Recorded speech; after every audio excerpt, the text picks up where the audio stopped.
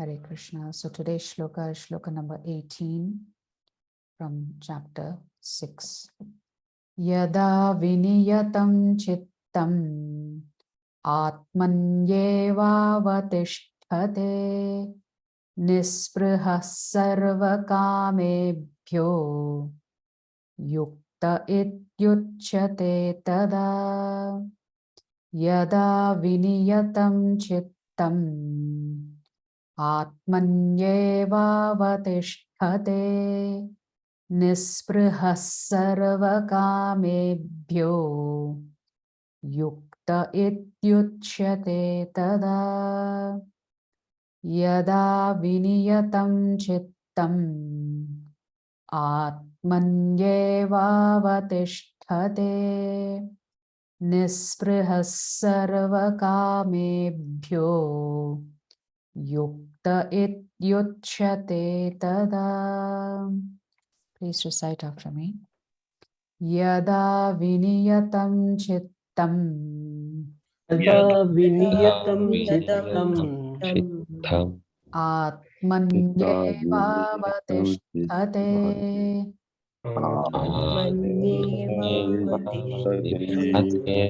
nispृहः sarvakamebhyo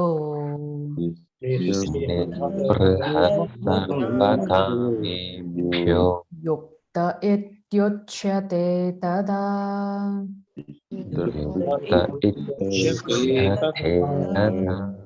Yada viniyatam chittam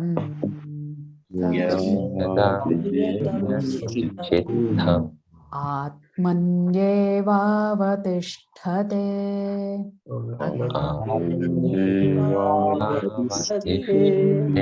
nispृहः sarvakamebhyo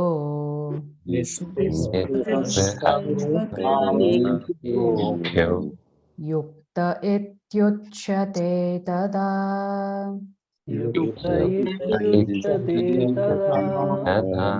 Word for word meaning and translation by His Divine Grace A.C. Bhaktivedanta Swami Srila Prabhupada. Srila Prabhupada ki jai. Yada, when, viniyatam, particularly disciplined, chittam, the mind and its activities, atmani, the transcendence, eva, certainly, avatishthate, become situated, nisprıhah, devoid of desire, sarva, for all kinds of, kamebhya, material sense gratification, yuktah, well situated in yoga, iti, thus, uchyate, is said to be, tada, at that time. Translation. When the yogi, by practice of yoga, disciplines his mental activities and becomes situated in transcendence, devoid of all material desires, he is said to be well established in yoga.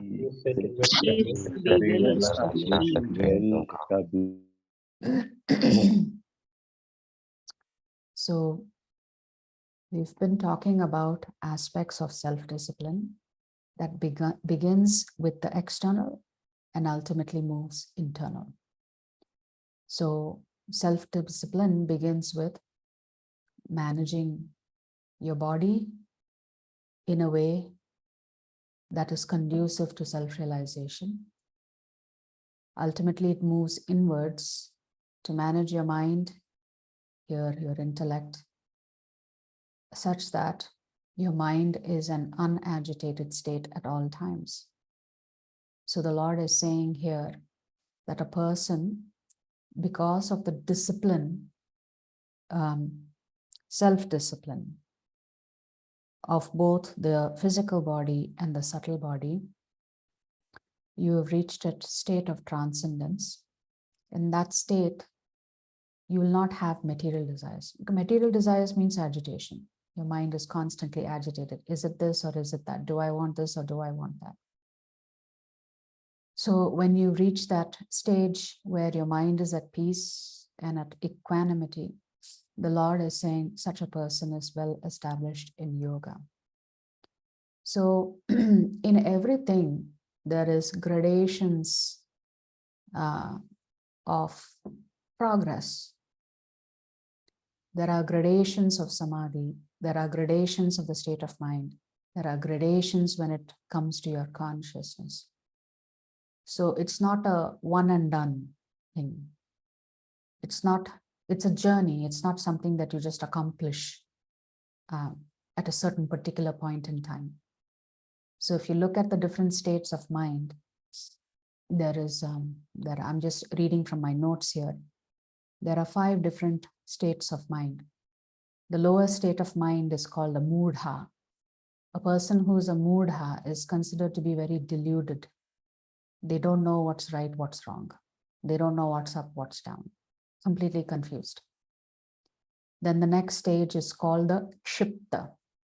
Kshipta means someone whose mind is always agitated, lack of clarity. The third stage of the mind in terms of progress is vikshipta.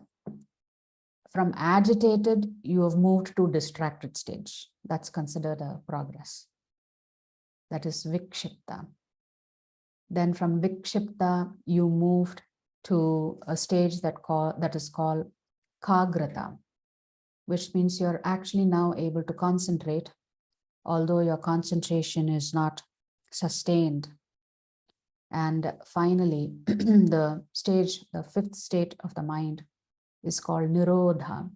Nirodha means controlled.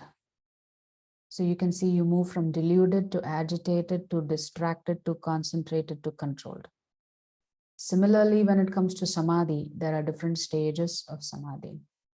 So samadhi is not just one particular aspect of consciousness or elevation of consciousness or of self-control. So in various aspects, there are stages that you undergo. So these are the 5 states of the mind. So the mind, as the Lord has said, is our greatest enemy. If we want it and allow it, I'm sure nobody wants it to be an enemy, but if we allow it to become our enemy through lack of self-control and self-discipline, then it really creates problems for us in life. Actually, the mind is the source of most problems in our life. The mind gives you so many choices, so many options, so many dichotomous ways of thinking that you end up being confused and agitated. So the biggest thing for us is to learn to control our mind. If we can conquer that, there's nothing like it. Can you imagine if you conquer your mind, how peaceful we would be? So the mind is just constantly agitating. Is it this or is it that? So that's what the Lord is essentially stating here, that if we've conquered the mind, we are already in a state of transcendence. Because nobody and no one and no situation can disturb you. Because you are above the fray, as they like to say. There is a phrase in English, you're above the fray in the sense that you are not where the fighting is going on. You're above the fighting. So we are constantly fighting our mind. Mind has expectations of self and expectations of others. The first thing is to destroy that expectation of others. And then destroy expectations of self. Then your mind is an unagitated state. The essence of the shloka is if you've controlled your mind, you've achieved a certain level of transcendence. Yes. There's a certain level of samadhi there. So that's the essence of the shloka.